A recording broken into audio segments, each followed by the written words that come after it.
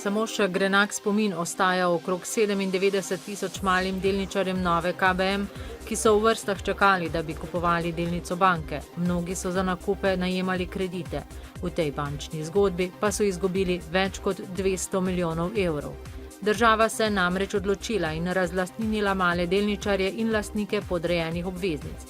Ne bomo tiho, pa so zdaj odločeni delničarji, ki napovedujejo, da bodo pravico iskali na sodišču.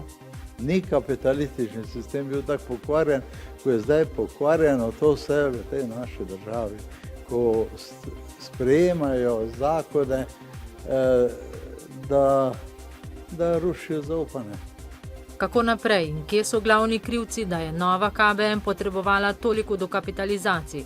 Z zaslužnim profesorjem Petrom Glavičem, predsednikom Društva ekonomistov Maribor in nekdanjim predsednikom uprave nove KBM Matjažem Kovačičem.